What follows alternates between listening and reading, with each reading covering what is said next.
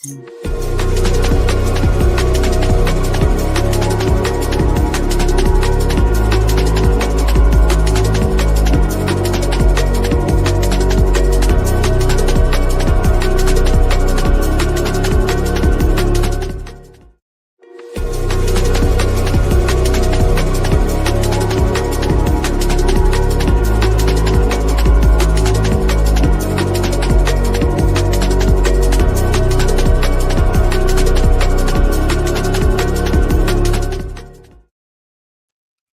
had the channel, I had the thing on loop. Hey, what's up, guys? Welcome to Mugen TV podcast. Today we want to do something a little bit different. Well, I guess I want to say different. We had guests before. We had Cassie Cage. We had Leon from last time, and so this is going to be like my second podcast with a special guest. And tonight we're going to be getting a little bit into comics, just being an indie comic creator as well. But most importantly, we have Vaughn Coleman here, who had released a series, his comic book series called Phenomenova, and he's on his third issue. So we're going to be talking a bit about that. So before we even get into it or whatever like that, I just want to let everybody know, if you haven't checked out my latest content that I have on the YouTube channel, MugenTV.com, YouTube.com/MugenTV, definitely go check it out. And also check out my website, VenusOrionComics.com. Had my first release of my comic book series called Vaughn Killers, Vampire Killers. So I'll leave the links in all descriptions for that as well. But yes, our guest today, Vaughn Coleman. This guy, just like myself, he's a comic book, I guess you would say indie comic writer. And, publisher, publisher, just like myself and everything. And I would say this, that, man, I'm quite impressed with this project that you have, especially with your book. Phenomenova, man. It's quite funny, is because when I started Venus Orion Comics, and I started to just build my universe and everything, I was already planning on how I'm going to get into the crowdfunding space with Kickstarter. So I was already looking into actually checking out some of the indie comics that were available and around that caught my attention. And the first book that I did buy was Tyler Carpenter's The Girl with the Mega Fist. That was the first book. Oh, yeah. I have that somewhere. I still haven't read it yet. Yeah. I had it too. It was my first indie book that I bought to really get into the indie comic, community and everything, and to see what I'm getting myself into. And then, I don't know, I believe I was on YouTube and you was working on you was already working on chapter 2 of Phenomenova, but I saw the front cover art of the first book. And the first one that I caught was that you had like a fan cover that was like Final Fantasy 7. It was like an inspiration. Right. Let me find it. Yeah. Yeah, I still only have a handful left that I sell at cons. Yeah, awesome. Yeah, man. That was the one right there that caught my attention, because I'm a Final Fantasy 7 nut. I'm a Final Fantasy 7 fan. Yeah. So when I saw it, I said, wait a minute, that's Final Fantasy 7. So I thought, okay, let me click on this and find out what this is all about. And that's how I was introduced to Phenomenova and everything. So I was like, when I seen that you were working on your second issue, I said, man, the artwork is gorgeous. The art, it's really, really beautiful. And I like where this is, where it's going and stuff like that. And then the premise and everything, the setup, and the trailers that I saw that you had. So I was like, you know what? I'm going to have to. Oh, 1 second, it's my phone. I was like, I said, yeah, man. I'm definitely I would like to follow this project. So what happened was, let me turn this off. Hold up. It's okay. Yeah. There we go.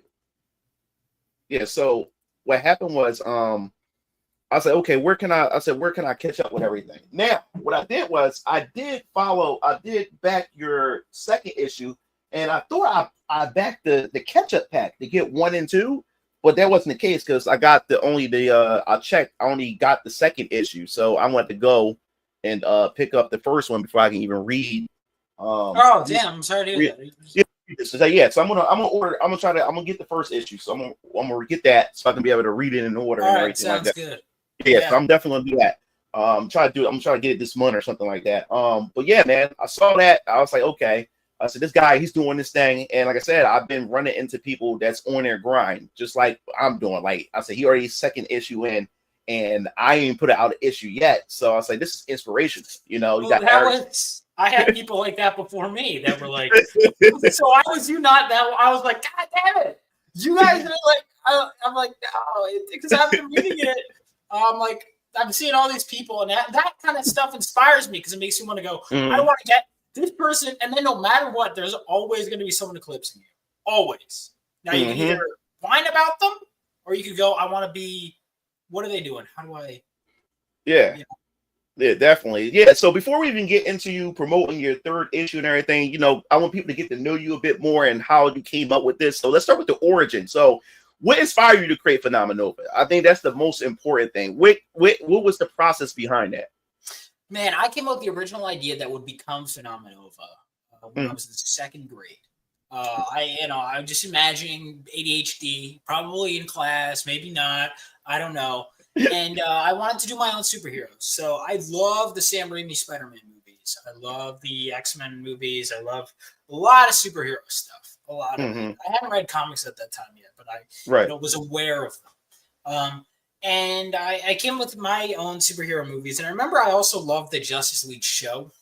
Right. And for some reason, as a kid, it bothered me that like the Flash had a lightning symbol, but no lightning powers, just speed. And I was like, I want someone with lightning powers and super speed. And so I came up with my main character. Now, in my infinite wisdom as a child, I came with the name Lightning Lad, thinking it was a totally original name.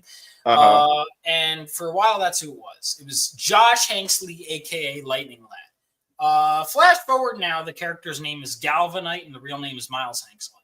But that changed, and now it's a comic book. So a lot of changes, but there were some core elements that stayed the same. Of course, my writing got better, my ideas, I refined them.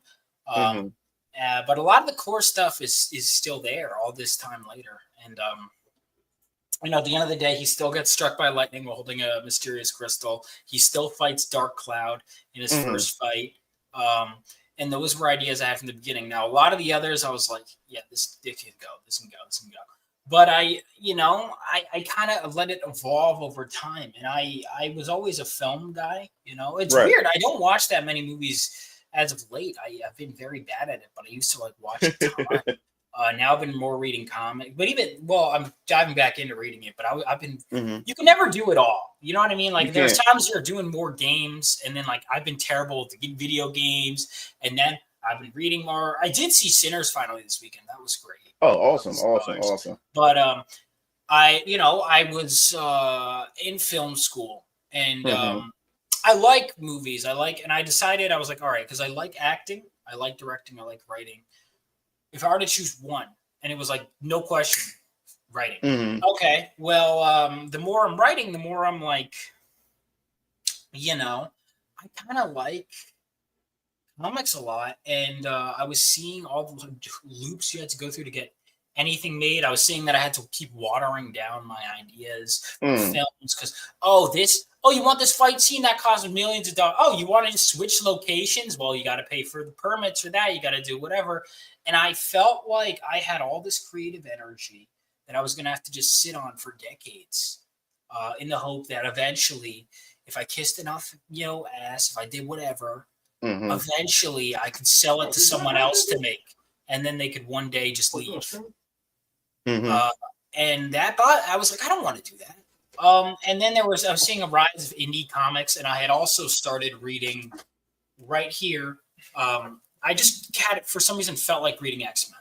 And I started, I asked people who knew where to start, and I got basically told by multiple people, you start with Giant Size X-Men #1, and then read Chris Claremont's run. So I started, and I was just enthralled. And I loved that they were hopping from idea to idea to idea to idea. And I just dove headfirst into comics. And I brought back this old idea of mine that had gone through multiple iterations. The last iteration it had gone through was an animated series. And I'm like, let's write it as a comic book. It was almost like a reverse engineer of like, it's like, we do comic book, then we do an animated series, then we do a big budget movie. I went from movie down, and I love it as a comic. And now if it becomes a movie, great. If not, I love the medium of comics. And one of the things I loved about it was I was taking old script ideas that I had written and turning into comics and realizing these are different mediums and you have to write and think and visualize differently. and it made me appreciate both mediums more. Like that, there's certain things you can only do in movies. There's certain things you can only do in comics, and I really love that. Yeah, man. That's what I noticed about when I got into the indie comic space and I started doing the writing and everything. And a lot of people will always say, "Man, why don't you just you got the adaptation, you got the comic, or you got the comic right here. It should be easy just to bring it over to the movie, or it should be easy just to bring it over to the cartoon and stuff." And yeah, it's not that simple, because once I started really getting into it and I actually started writing a script for a comic, it's a whole different beast. Yeah. Because now you're dealing with paneling and how you can be able to fit your ideas and thoughts on one page and stuff, and you want to be able to express yourself a certain way within the confines of the pages and stuff. And the way a comic book flows is much different. Fundamentally different. Fundamentally different. And it was kicking my ass when I first jumped into it, because I thought, hey, I have this idea. I had something that I'd written a long time ago. Or I'm going to update it and do all these different things and just put it into the comic. And my God, it was hard. And I remember when I started talking to my artist, as she got to develop, start drawing the book and stuff, and she tried to take my script and bring it to the pages. And I thought what I written for one page, she's like, "Yo, this one page is like 6 pages." Yeah. I was like, are you serious? I'm like, are you serious? A sentence can be like, you could go, "Oh, this guy," like writing with just one sentence. This guy opens the window and jumps out. Okay, how many panels is that? Does he go up? Yeah. Then he squeezes through and then he's out, or is it just implied the window's open, you see him out? All right, so there's one scene that not even in it anymore, because it was a stupid scene that I had a 10, this is all right, at many drafts ago, I had a 10-page scene, comic book pages, in a classroom. Terrible. I came a long way, but there was one part where the character, he brings the crystal to school, he puts it in a box and he puts it under his desk. And this is the moment that broke me, because when I take that from the script, he puts it in a box and he puts it under the desk. One sentence. Right. When I was in the comic book script, I was like, wait, so it goes lifts lid, grabs, down, close, down, under. I'm like, that's like so many panels. Yeah. And you don't think about that when you're writing a script, because you're just like, if you are directing, you just say, all right, do that. And they do it. But in a comic, you have to be hyper aware. And if you're going to put that level of detail, is this really that important? Exactly. You know? And it just changed the way I looked at it. And it made me appreciate the little moments more. Mm-hmm. And so naturally, your first defense when you're early writing comics is to go, I'm going to shove as much as I can in every panel. I'm going to have background. And then, and apparently that's a thing with a beginning writer, right? That's what Rob Hunter, I remember, is interviewing him. He told me, like, how do you know it's an amateur writer if they have something in the foreground, the middle ground, and the background that's all super detailed. And sometimes you have to learn to, and it forces you to be more concise. Yes. And you have to be concise. You have to be really creative, and like you said, you have to trim the fat. Because like even in my book, where I had the main protagonist Hezekiah Draven, where he's monologuing and he's jumping rooftop to rooftop, and like my artist said, she gave me a reality check. She's like, "Bro, that's like 6 pages." So now when you read the book and stuff, you'll see how it flows much more like concisely and stuff like that. Because there was a whole lot of fat that I had, for that sequence. And now that I'm in the process, and I'm starting to understand why you would have some writers, who's hiring an artist or whatever like that, try to cut corners and try to squeeze everything on one page, because they know if it goes over, that's an extra page they would have to pay that artist, to express that. But when it comes to me, and I know it's sure when it comes to you and quality, you want your stories to flow, Mm-hmm. Absolutely. And sometimes it means you have to cut things, which that's part of in any medium, it's learning. And once you get it, you get it. Like now I'm at a point where, and one of the weirdest thing to me about comics, so my first job in comics was, I met a friend at film school, and then I had mentioned him. I'm like, I think I'm going to write a comic, because my dad's doing work in comics. I'm like, what? I'm like, get me in contact. Like, is there anything I can do? And so his dad gets in contact with me, and I'm on the phone with him, and I'm like, we're talking about comics, and I go, yeah, there's a lot of indie, even some of the best writers are doing indie. And I swear, I mentioned I'm like, yeah, like Chuck Dixon, one of my favorites, does a lot of indie. He goes, Yeah. oh yeah, Chuck's the guy whose book you're going to be working on. I'm like, what? What? I'm like, oh Wow. And so I get to work on this book called Hunter Ninja Bear. Oh wow. So actually, the cover you were just holding was the artist on this book because I liked how he drew ninjas. I had a ninja chick in Phenomenova. Yeah, I said for issue 2, to bring it full circle, I'm going to have him draw the ninja chick from Phenomenova because this was the first book I worked on with Mel. But yeah, I mean, so I got to read. So it was mostly done by the time I'm on board. Basically, they want to see bring someone who knows nothing about the project, come in and just give his thoughts. And it was really cool because I get towards the end and I get to read Chuck's script. I still have it. Cool. Multiple versions. And I had read tons of comics at this point. Never read a script. I had no idea what they looked like. Because I didn't even know, because I wanted to, even when I had the idea to write a comic book, I wrote it in a screenplay format because I just didn't know. And so that led to the whole box dilemma, whatever. But I'm reading the script and I'm like, oh, page, panel one. And I'm like, that's so weird. And I remember, because kind of like with movies, I was like, with comics, I've read a lot, but I had no idea how they were made. I thought every panel was drawn as an individual piece. That's how I thought an editor was someone that puts them together.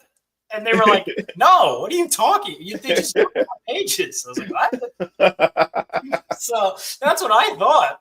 But anyway, so I read the script and it's like the way Chuck wrote probably influenced me a lot because I'm like, okay, so you can add reference images. You could literally talk to the artist in scripts. Yeah. Whatever. You could be as detailed or as lax as you want. Oh, cool. And it made me, it was weird because screenplays, when I majored in that, they were so strict and so corporate to the point where one of my professors literally told me that executives like Walter Hamada, who did some DC stuff, the Warner Brothers, he said apparently, yeah, when we look at a script, if there's more black text than white space on the page, we just don't look at it. You want to be as concise as he'll be like, it's a good sign if there's as little text, and whereas comics, you could be the old Marvel method was write a synopsis and then they'll draw it and then you fill in the artwork, or you could be Alan Moore and write 14 pages to describe one panel of a rain pellet or raindrops. Yeah, man. Apparently the Killing Joke script is insane. Wow. Apparently it's 6 or I don't know how many pages just for the first panel. Then it's if you look at the first panel, it's a 9-panel grid. It's just the rain. Yeah, man. Like writing these scripts for books, man. It's also become an art form all in itself. A technique of how you want to approach it and everything. And once I found out that, hey, you got the page, panel 1, description, panel 2, description, or with what you want the dialogue or whatever you want to be. Once I realized, damn, all right, I have to really shrink this down. And the good thing about it is, when it comes to my book or whatever like that, even though I have extra stuff that had to cut out, if I was to ever get it adapted to an anime, it'll be a whole lot more than what you see in the book that was left out from out from the book itself. So I think that's the cool part. So I got another question for you. I think it'll be pretty cool. So now we're going to just dive into your Phenomenova. So tell us about the world of Phenomenova and what makes it unique, and what should you expect? What do you expect new readers to know, or what should they expect when reading your book? Well, okay, so my book, it's I really want to be a true superhero story. It's in an age of deconstruction. It's a reconstruction and a reconstitution. But what makes my book different is, in my world, World War III happened 20 years ago, but it was basically superhumans led to World War III and fought on both sides of the conflict. There was this team of America and their allies called the Crusader Corps. 20 years later, we have a new generation rising up, new superhumans coming about. And our first issue, we have the son of a veteran who fought during the war, who is struck by lightning while holding a mysterious crystal. And now he wants to be like the heroes that came before. It's like an aspirational story, treating the heroes before as the shining ideal, but finding that, reality is you don't just get powers and rush into action. We have a villain now who uses this high-tech suit. In a world where there have been superhumans for a while, that means that humanity, they have to learn to combat them. It means villains have had to level up their game. Heroes have had to level up their game. And we don't live in a world where this kid can just run in. I mean, I don't know if we ever did, but especially not 20 years after the war has ended. And so in a way, humanity has kind of leapt forward in a lot of ways. Like we see the reactor we'll see it shown off in issue 3, but it's a fusion reactor, which is theoretical technology at this point. It's not we don't even know if it's practical. But I wanted, because initially it was going to be a bank heist that he interferes with, and it ended up being, I was given feedback to make it something, in the futuristic. And I said, well, let's do something. And I reached out to some friends who knew more, because I'm horrible at science. And I said, all right, let's get some people that know what they're talking about. And so one of my assistant editors was one of my friends from high school, was smart. And he goes, fusion reactor. He goes, lasers. And I'm like, lasers? So with fusion reactors, they're like lasers that point toward the center. Right. And I was like, this is the coolest thing ever. So that's what we use. But anyway, showing that the world is familiar in a lot of ways, but there are certain things that are different. I'm not doing I don't want to say no to flying cars. It's not. No, I'm not even doing flying cars. Yeah. Well, if I come up with a scenario where there is a flying car, sure. I mean, DC, like they had the Fantastic Car in the 60s, Yeah. So, but yeah, I mean, I just, that's my world. Is it set 20 years after World War III, and Phenomenova issues 1 and 2, we kind of see him dealing with, he meets one of the members of that team named the Phoenix Senshi, who we see on the cover, who is training him to be the next generation of heroes. Basically, she tells him about this team. This team is called Phenomenova, but 2 issues in, we have not met the team Phenomenova. So that's her in World War III. Her team was the Crusader Corps. So Phenomenova is going to be basically, imagine they're like the Teen Titans or the New Mutants. They're, the younger guys, that are starting up, that are being trained by the Phoenix Senshi. We're like Young Justice. So finally, in World War III, we're going to meet Phenomenova. In issue 3, we're going to meet them. Basically, they are going to be trying to stop this heist at the reactor. We saw glimpses of it in issue 1. Issue 2, we kind of hear more about what happened. 3, we're kind of flashing back to see this fight play out. All the heroes, all the villains fighting at this reactor. Awesome. So how do you have this set up as far as like your story structure? Is like an arc that's going on? Like, is like the first arc, and if so, how many issues is your first arc? My first arc is 8 issues, so it's actually right before this stream. I've been on a roll this week. I'm revising 5 through 8. I thought I'm at a good place, and then this week I touched up those, like really tightened up those scripts even further than they were, and now it's like they're like, I feel airtight. Again, getting back to your condensing, I thought these were the condensed versions because I wrote the first 8 in college, and then last year I was like, all right, I'm good. A year later I come back, I'm like, these pages. That's like I remember my masterpiece, like what I thought was my masterpiece issue. I'm like, perfect. And then I come back, I'm like, all right, these 4 pages are 1 panel here.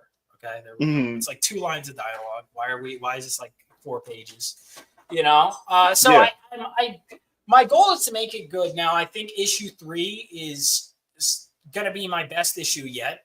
But then I'm right now writing 8 and revising 8, and then obviously I want to write more stuff. I have more down the line. Like I'll tell you this. I was just on a call with an artist earlier. So one of my earlier artists who was initially going to draw what was then called Living Legends and then became Phenomenova.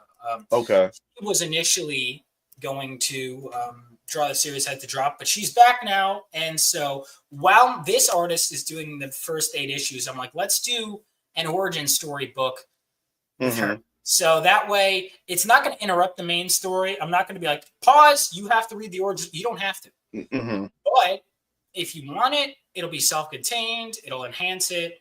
But the first 8 issues, it's going to be like, yeah, you read 1 to 8. That being said, 2, I kind of sum up the first issue. And then if you want more, you can read the first issue. I want them to be pretty self-contained, but you're going to want to read the others because I think I did an okay job. And here's the thing, even if you don't like an issue, you can always build something great out. But so far, everyone likes the issues, which is good. That's always the scary part, especially when you're crowdfunding, because they've already paid for it. Right. And the whole time, you might be thinking, oh, yeah, they already know. No, because then you're like, oh, God, what if they don't even like it? Like, what if I print it, do the next one, and they're like, oh, bro, dude. Let's get into the crowdfunding or the mindset when it comes to that process of crowdfunding, especially when it came to your first book. And what was your thought process when you was thinking about, okay, how I'm going to approach this as far as putting this out here on a platform? Will people like it? Will people bash it? Or will people just don't even know they exist? What was your thoughts going into this? And what was your strategy on how you was going to get it out there as far as marketing is concerned for your first issue? Yeah, man. I mean, I followed the crowdfunding scene for a bit. And my whole goal was to get people, build up a following. There's a lot of mistakes I made, but clearly I did a lot right. Mm-hmm. And the thing is, you have to do enough right to cover your mistakes. Right. Also, it's important to try and get rid of as many of those mistakes before you print. And then then after that, what works, right? Like so I networked like crazy. Mm-hmm. And then I would keep revising. I remember at one point I had my artist and I finally had found the guy. First of all, finding the right artist is tough. Oh, God. Does their style work? Can they communicate? Can they take criticism? What are their rates? How long does it take for them to do stuff? And there's always going to be some kind of conflict. Mm-hmm. Also, there are certain points. Like what I'm better at now is kind of letting stuff go. Right. Like comparing, like the amount of I've come up with, like this panel needs to be this angle on this. I hardly ever write angles anymore unless it's important to me. Mm-hmm. Because now I'm kind of like, But man, that was tough. But then I finally found my guy, and I started looking at my script and going. And he likes my script. I've sent him a script. It's like, I'm excited to start. I'm like, I'm not. And then I go back and because now I'm like, I have to pay him by the pages. Are these pages good enough and worthy of his talent? Was my and this is like many drafts in, and I'm still like, it's not good enough. Yeah. Ultimately, there's a point you have to let it go. But I am glad I kept revising. Man. That's the story of a story writer, man. When it came to me, like my first arc is actually 10 chapters.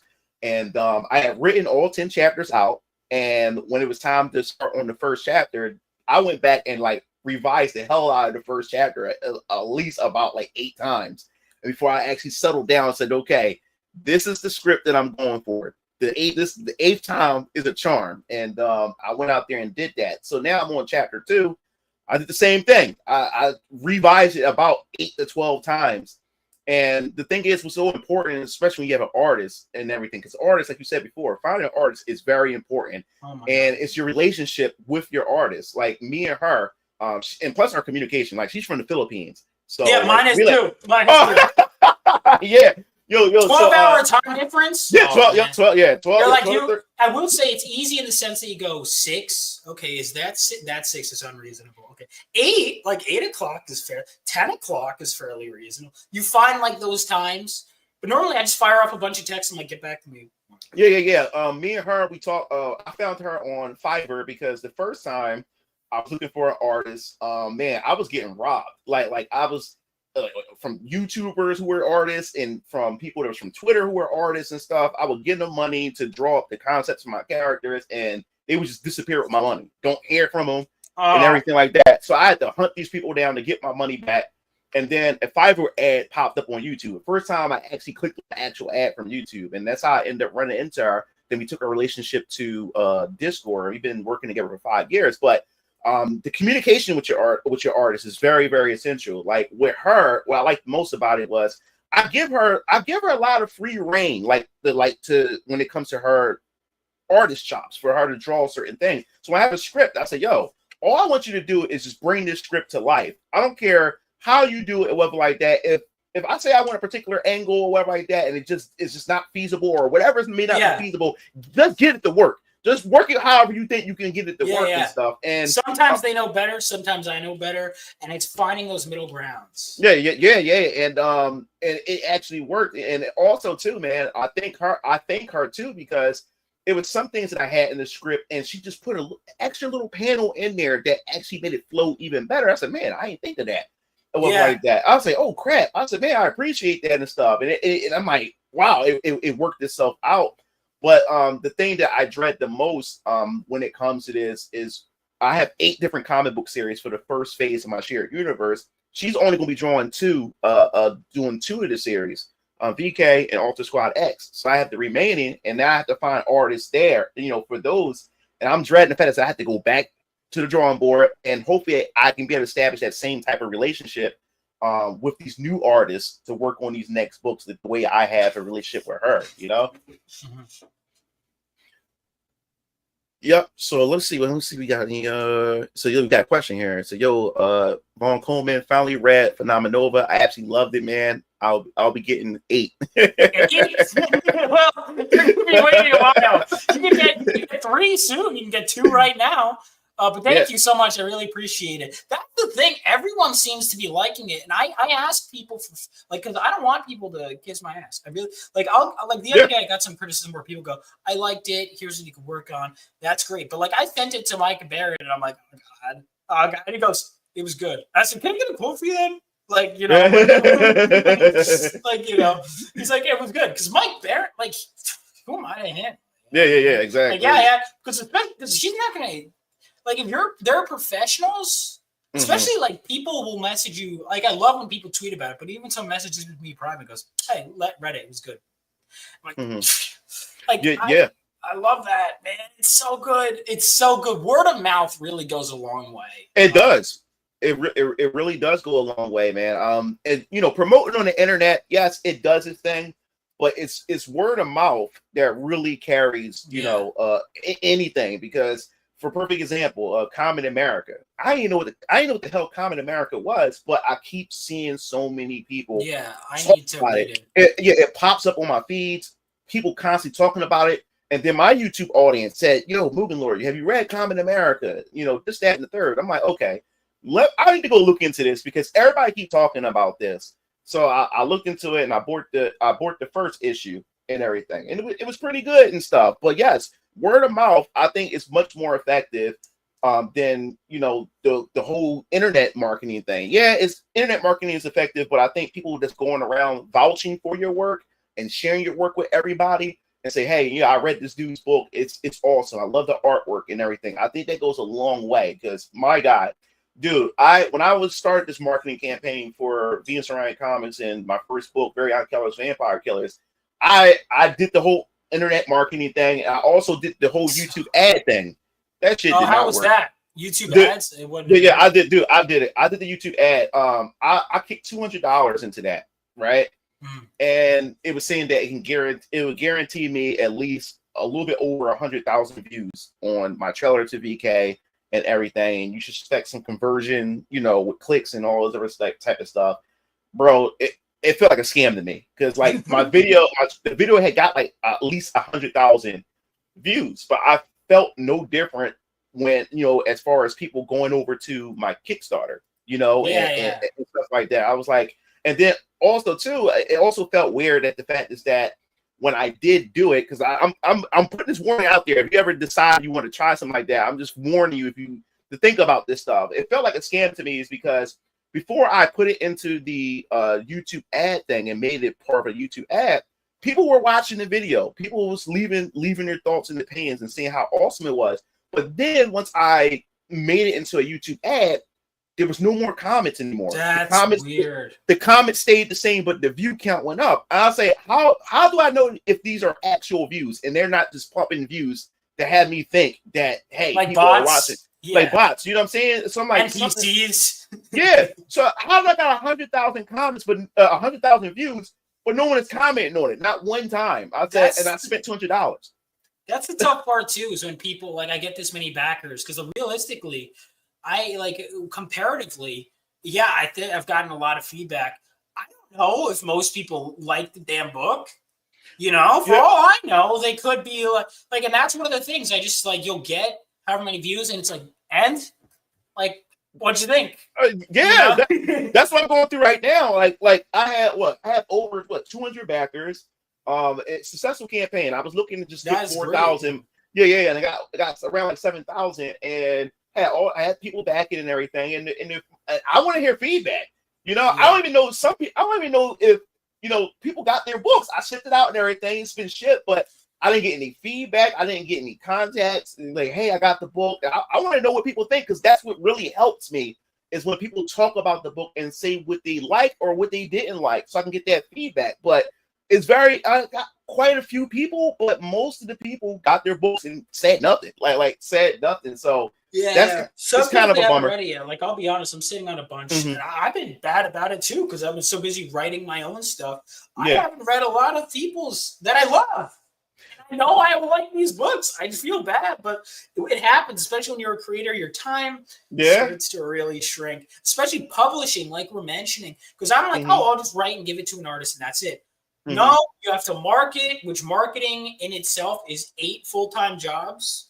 You know, you have to edit videos, you have to network, you have to get on shows, you have to make content that may be unrelated on the surface level to bring people to your stuff. You have to put as much innovation into the marketing as you do into your books itself, because which is a lot. And I feel bad for the people that, like, I'm not super introverted, and I feel bad for some of the people that are, because it's like I'm sure there are people that are more talented than me that aren't getting, and I'm not even saying I'm getting the best numbers, but I'm getting decent numbers that I'm happy with. There are people I'm sure that are better writers than me that are more talented that maybe aren't, because it's like they don't want to be. And there are times, believe me, I don't want to be in a camera. There are times I'd rather just be writing today. Sometimes you have to just do it, and you have to, if you don't love it, you have to learn to. You have to. I agree with that, because there's a lot of people that gets frustrated at YouTubers becoming indie comic writers and having their own books and stuff like that. Well, they have a following, or they have they have a personality, and that and the third. And I said, this is a new generation of how you market and stuff like that. You're not working for Marvel or DC, where all you do, your job is to draw or write, and then the company does the rest of the marketing. You're an indie comic writer, or you're an indie comic artist. You're your own boss. You have to actually sell your book. You have to sell it to people. But in order to do that, you have to put yourself out there. You can't just make it, put it, and just sit it there and say, hey, there it is, and then expect people to come and just look into it or buy your book. No, man. You're going to have to make a YouTube channel. You want to have a social media presence. You have to have a social media footprint somewhere, so people know that you exist. And that's the thing about being an indie creator. You have to make people aware that your stuff exists, because there's a lot of books out there. It's an endless sea of so many creative projects and stuff, and your stuff can get lost, and you have to stand yourself out. Yeah, absolutely. It's that's another thing, is you think, oh, you're gonna compete with Marvel and DC. Your main competitor, unfortunately, is oftentimes your friends. You're like, no, I don't.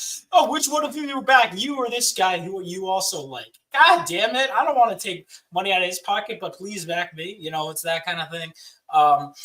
It's tough. I wish I could back everyone. You also, it's kind of, and this is just how life works as a creative. You go to school, you think you're the one creative kid in your class. Well, it turns out there are a lot of schools and a lot of classes. And every year, more of them graduate, and more, and so suddenly you're not just the only cool nerdy kid or the weird nerdy kid or whatever. It turns out you're not as special as you think you are when you start, getting out of school is one of the things you learn. And I think it also, there's so many aspects. There's so many aspects that goes into creating. Man. You have to put yourself out there. I also want to ask you, speaking of putting yourself out there, I know for a fact, I just did my first convention. At Geekdom Con. I want to ask you that. what is the process and what is your experience?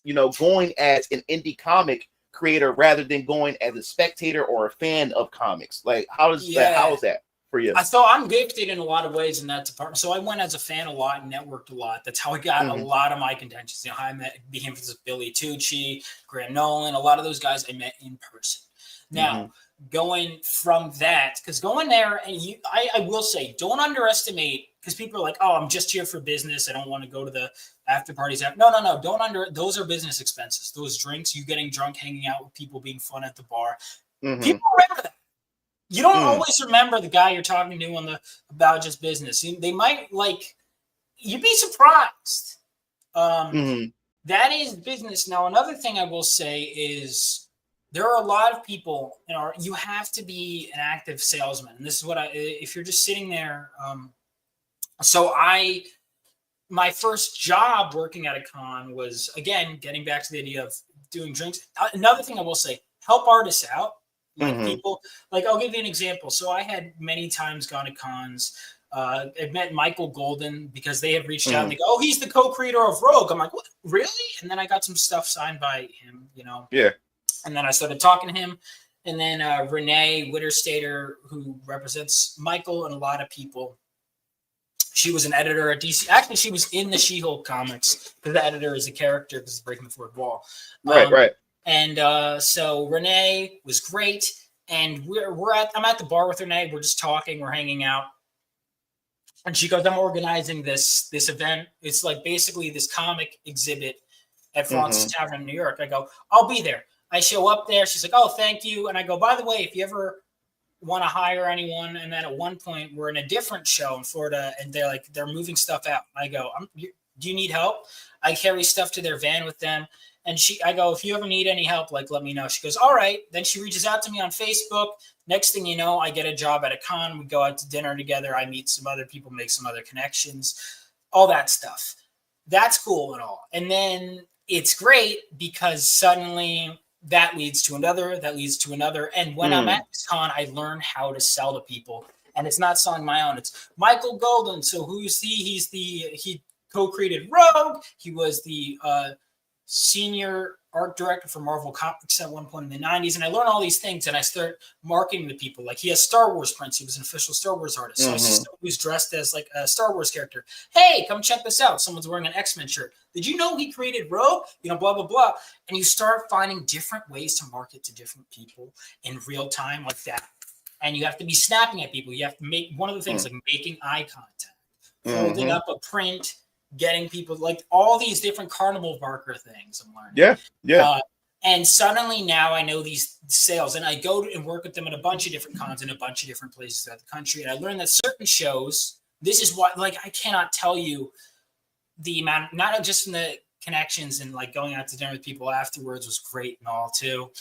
And working with Michael, Michael, he's a legend, but even outside of that, the experience of certain shows, these things will do better.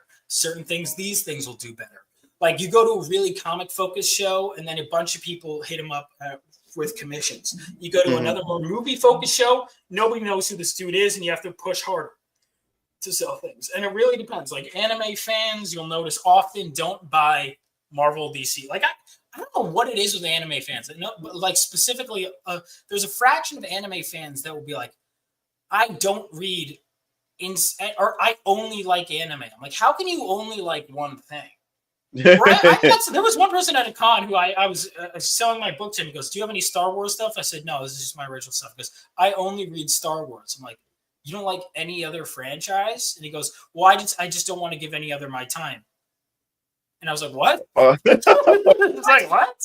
So you meet all kinds of weird people, but that was so big because now I have all that experience. And now I set up at my first con this year at a convention I had never heard of. And also my good friend Paul Thayer does Project Analysis.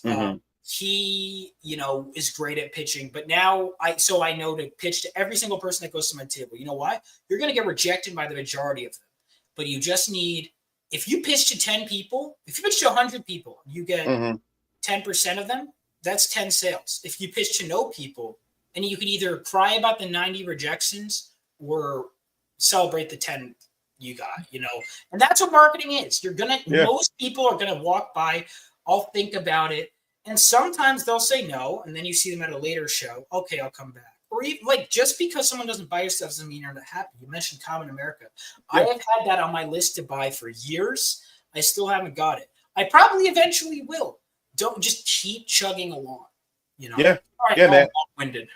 Yeah, no, man. I love it. I love it, man. This is all knowledge, especially for my viewers, because I want to put this out there to my viewers, especially if you guys are creative and you guys, because I know I have a lot of artists and people who are talking about they want to create their own video game or they want to work on their own manga and comic book and stuff like that. But I want to put this out there. If you are an introvert or you're a person that don't like to be around people or you're too shy and nervous, you have to break that. Especially if you're trying to put something out there for people to consume or people to get lost in, especially if you have a world and a universe of your own and stuff like that. You have to be a salesman.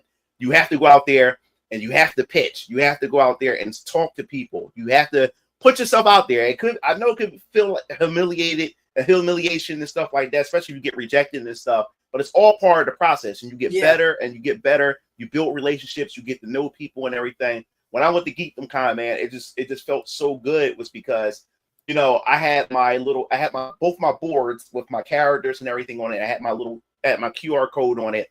And I love the fact is that you had people that would walk by, they would stop, and then they would look at it and they would pull out their cell phone and they use the QR code, and on there it gives you the links to my website. And what's also important too is newsletters, because I have a newsletter. Yes. Get on the newsletter. Huge, very, very huge. If anything, mine's right here, by the way. Go to my website. Just put it in. Exactly. I learned to, like, Brian Pulido. Again, I haven't even read. I don't think I've read any of his comics, but I remember looking at it was Stay at Home New York Comic Con. He did a thing on building an audience. Most important thing he said by far, his email list. I haven't even bought anything from him yet. I'm sure I will, but I joined the email list. I still get the email. Those things are so important. Yeah, you think those are insignificant? You think those are unimportant? But the fact that somebody went out their way to sign up for your newsletter shows that there is some type of interest in it. They may not buy anything from you now, but they are potential customers. Sometimes they waiting for the right, time, the right content and everything. And the fact it's in the right mood, the right economic state. Keep pushing. Exactly. And that's the thing. Like, I was making comic book sales, but most importantly, my first mission was, when I go to the convention, I said, if I don't sell anything, that's fine. My main goal is to try to get people on this newsletter. I need to get as many people signing up to this newsletter, get that email list, because these are potential backers for my next chapter of VK, and these are also potential buyers who's going to buy into my books and stuff in the near future. So that's more important. But the fact is that I was able to get people to buy my book and also get people to sign on to the newsletter. That's awesome, man. And the fact is that I had the board up there of the different series that's coming. People are already pointing out, that's the one I really want to get this one and stuff. Oh yeah, I'm signed to this newsletter. Like, if you got any merchandise related to this series, I'm also going to want to buy into that as well. But that's important, man. Get those connections, get to know people, talk, put your stuff out there. It could be embarrassing at times and stuff, but you don't know, you can run right into the right people at the right time, and you can just shoot to the top. Treat people. I'll give you another example. So, because Billy Tucci's another one I learned a lot from. First time, I had never heard of She. I didn't know anything. I think I'd maybe seen one of his books on Kickstarter. I didn't know anything about it. I'm walking by him at a con. He was saying something I agree with. I stopped by. Yeah, I agree. We start just having a conversation, just casually. And then while I'm there, because he took the time to tell, who am I?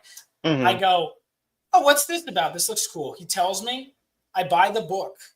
And then he goes, you know what? While you're here, he gives me a free print. I remember that. I read the book. I go on his website later. I watch his live streams and stuff. I buy the book from his website later. Next thing I know, I see him in person.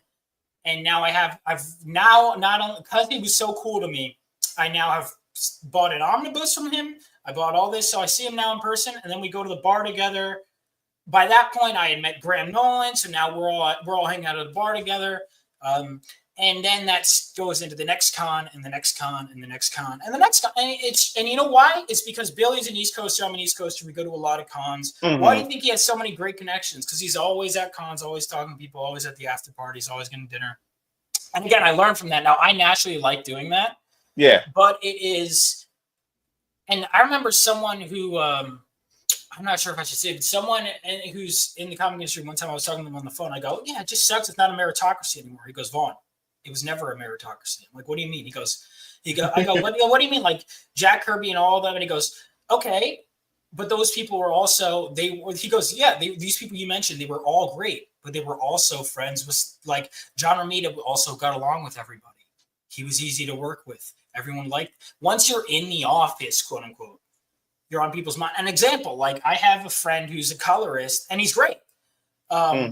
But it's also, I'm an editor for his book. We're always talking. So if suddenly a gap fills up and I need a colorist, the fast turnaround time, hey, this guy who's already in my circle comes to mind. Hey, I need an editor. These people that are in my circle come to mind. So like when you're in the circle, in the circuit, which is why you have to constantly remind yourself, I'm not dead. I'm still out there, you know? Yeah. You have to, that's another thing too. Yeah. You have to remain relevant. You have to keep yourself relevant. It's very exhausting because like right now, like what's exhausting about it too is like, like I said, I completed my first campaign, VK chapter 1 is out there. And it's going to be a while before VK Chapter 2 come out because we begin development near the end of the summer, me and my artist and everything. And it's going to be 74 pages. And that's going to take a bit. Mm-hmm. So I have to keep Venus Orion Comics. I have to keep VK Chapter 1. And I have to keep this on everybody's mind. I have to keep this relevant and over the next couple of months leading into the next campaign. And man, it can get tiresome. It can get exhausting because you feel annoying too. You feel like, am I exactly? And like, and you also say to yourself, like, what more can I do? Like, you know what I'm saying? Like I'm putting it out there. I'm repeating myself. I can't keep spending all this extra money if I'm not really getting any more than what I'm already getting and stuff like that. But that's the important part. Stay relevant. Stay in people's minds when it comes to your comics. When it comes to like anything that you're trying to promote and put out there. But it's an incredible journey. And I'll tell you one thing I really want to talk about was like the experience when it came to the Kickstarter and crowdfunding, when it came to the whole fulfillment process. How did you go about it? How did you handle it? Was there any missteps that you think you could have corrected with your first book when you did your fulfillment and everything? So I'll be honest, I totally did the lazy approach, and I just had someone else fulfill my book because I'm like, I've heard too many nightmare stories. Maybe eventually I'll do it, but I'm like, I want to get this right. And it took a chunk out of me, out of what I was, but I was like, I'm not making any money on this anyway. Let's get this done right by someone who knows what they're doing. Because I don't know what the hell I'm doing. Right. And I certainly made some mistakes.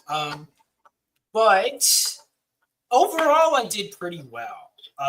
So in that department, one thing, like initially people were annoyed because I didn't know this. Again, this would be on my fulfillment and that they were like certain boards that were missing. But then as soon as I tell him, hey, people were annoyed by that. He goes, what? People complained? I said, yeah, but it's not that big a deal. He goes, no, if people complained about it, we're fixing that.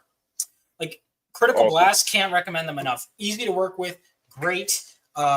They helped me out a ton. Great guy. RJ Carter, great guy. Oh, wow. Awesome. Yeah, man. When it came to this process for me, I decided to do, the fulfillment myself and everything. Most people are smarter. Dude, like that's the thing that intimidated me most about the Kickstarter was like, okay, if my book happens to hit the goal, like how does this fulfillment process work? Because I hear so many nightmares because so many things can go wrong. When it comes to funding, those who are looking into doing Kickstarters and funding, the goal is to try to eliminate as many variables as possible. Which I did not do in my first campaign. Yeah. I made so many prints. This is another thing. All right, I kept going, well, what do I do? Let me make like many different trading cards. And I was so excited. I'm like, how do I get that backer number up that I kept adding incentives? And then I started looking at my costs. I'm like, I'm an idiot. Yeah, that's what I'm about this. Wow, look at how many backers I got because I promoted this new gave them this new mini print. But then look at what I spent on the mini print. Yeah, bro. This is no, bro. You got a point. No, that's why I'm about to get into it. Like, I'm glad you mentioned this, man, because yeah, this whole fulfillment process was just a total nightmare because yeah, I decided to do it myself. So yeah, over 200 backers and everything. And when Kickstarter finally sent the money and deposited into my account, so okay, it's time to actually start fulfilling these books. For starters, shipment destroy a good chunk of that money. Printing and shipping, you'll be like, oh, production costs, it's not that bad. And then you look at your printing and shipping, and you will want to cry. Yeah, printing and shipping ate most of that damn money. So then I had, It like doubles your production costs, which are already bad. Yeah. So then I had to get the supplies. I had to get the boxes, the second box of the books and stuff. I had to get that. And then here's my dumb ass. So what I decided to do was, I wanted to create incentives.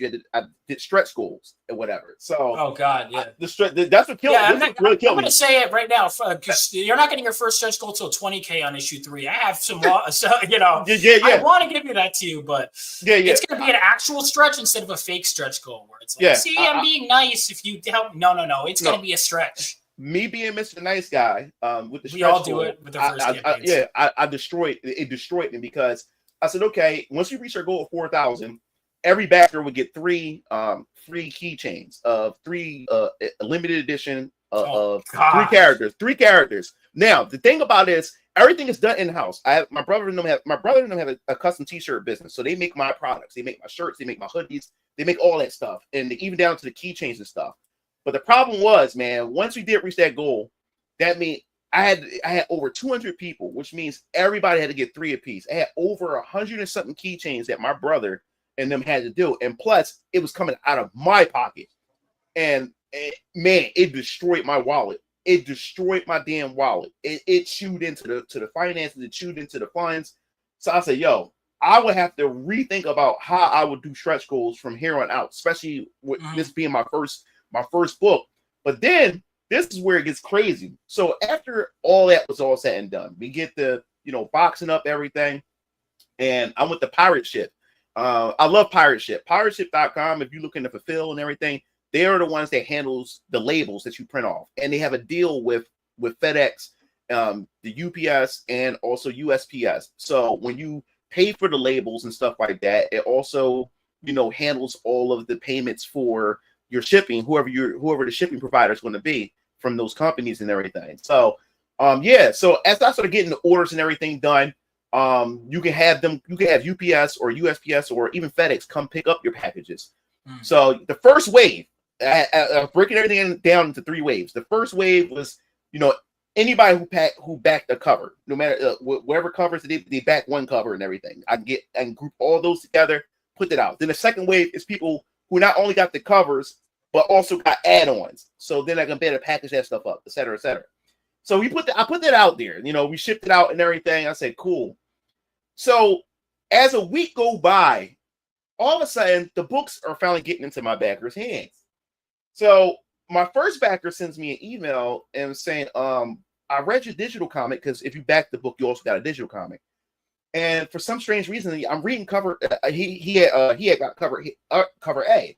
So he said, for some strange reason, the pages are out of order. I thought, what do you mean they're out of order? So he sent me a video, like the third page to the last page was like the second page. I'm like, what the hell? How the hell that happened?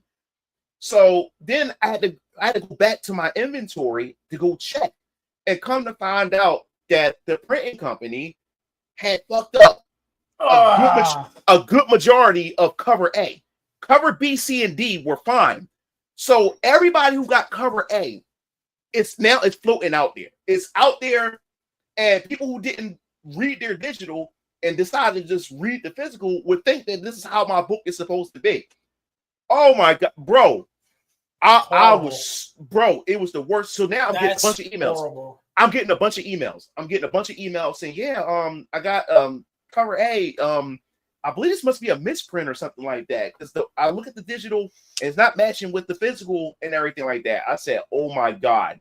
So I had to halt production of Wave 2 and Wave 3 because now I had to go rip open the packages of Wave 2 and check every last cover to make sure that these dudes didn't screw this up. And every cover A was screwed up.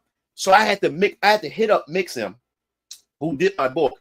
I said, yo, how did y'all screw this up? The proofs were correct. How did y'all mess this up? So they had to send me a whole new batch or whatever. And that means I still had to cover shipping. I still had to read. Dude. You had to cover that. I had to cover that, bro. It ate through the money once again. It ate through my money once again. I'll tell you this, issue 2, I had some errors, but they covered everything. Wow. They covered everything. And now my backers didn't see it because they caught it. They were so good about it. They caught it. And I go, yeah, can I get it? I go, because the person I have for printing, this is another thing. Sometimes it's okay to pay a little bit more. And this is like with artists. Mm-hmm. And it was true with the printer too. I wanted to make sure that these are people I could talk on the phone with. If they weren't willing to take a phone call, same with my color, same with my letter. I want my editor. Everyone, I wanted to make sure they could talk on the phone because like people get scammed with money. People also, you can have communication, especially if you're dealing with foreign artists. The language barrier sometimes can be a thing. Never been a problem with me and my artists. Mm-hmm. Never been a problem because we are really good with communicating. And same my printer, great communicator. So communication is so important in the creative process because that issue would have been avoided. Mm-hmm. Well, because mistakes happen. It seems like that was their fault.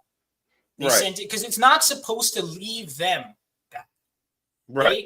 If you send them proofs and everything is good, at least dealing with printers is a nightmare. That's why I was like, I'm going to avoid this nightmare. Maybe one day I'll do my own fulfillment, but I'm like, that sounds like a headache. I just don't want to deal with. That's because that cuts into marketing time, whatever. I've just heard so many nightmare fulfillment stories that I'm like, it's a lot of work. It does cut into your marketing and stuff like that. But luckily I had my siblings, I had my daughter, I had my mom, I had my dad. They were helping me box everything up and everything. Man, I had to. So the thing was, they told me that they would get back to me and let me know when they're going to reship me all the cover A's. I said, yo, like I can't wait this long because I have backers, who I promised, like, yo, you're going to get your books on time, and you guys screwed up, and not only have to cover the shipping, now I have to wait until you send me that. So then what I had to do is I had to go into my online store inventory because I didn't start the online store yet, but I had to go in there and check my cover A's in my online on my website store inventory, and I looked at the cover A's there. They were perfectly fine. So I had to sacrifice my store inventory for now and replace those books. I had to email everybody and say, yo, I'm shipping y'all out new cover A's. That's correct. That's the correct one and stuff until Mixum sends me the ones that they screwed up to replenish my inventory from the online store. But man, it was a nightmare. It was a lot of work. Every day I'm making sure, I got everything in line and stuff. And it does take away from the time that you do need to market your comic. It took away from me doing my YouTube. And that's the thing.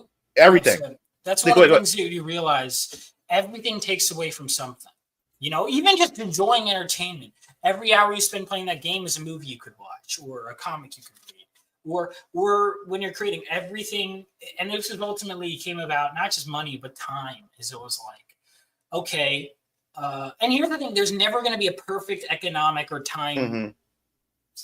You're always going to be wasting time or wasting money in some capacity.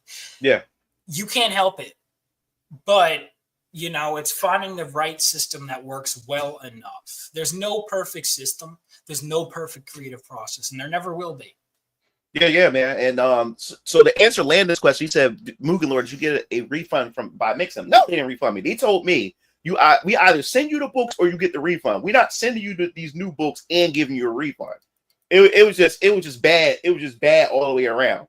And the thing was, like, I had to take the books because I had backers waiting on books. So I had to take the books to make sure my backers got their books. But man, it is and it was a nightmare. But now that I'm looking through it, the process of it, now I have a game plan of how I'm going to handle fulfillment next time, and especially getting those spreadsheets together. Like for all the backers, I had hundreds of people, and look through all the spreadsheets, make sure I didn't mix match the addresses. Dude, it was a whole lot. So this time, my mom and my sister, they're gonna be like handling like the secretary work. They'll organize everything while Nice. I have, yeah. So everybody's gonna be doing a part in my family to help out and everything. But Oh, see, I'd love to. it's I want to awesome. get, yeah. All right. So get family, use them for later. Good idea. No, but it's like that stuff. I joke, but like the truth is that kind of stuff, you hear that all the time, man. Because it's, again, when you're creating your comics, I'm like, oh, it's the credits page says writer, and you don't think there's like, no, that book that you got, there's so many other people that's name is nowhere to be seen. Yeah. With that, because there's so many other tasks that you don't even think of, and you won't even, and there are still stuff that you aren't able to do, and sometimes you have to just accept, I'm not going to be able to do this, you know. Yeah, I'm learning because like I said, man, like right now it's not enough time in the day.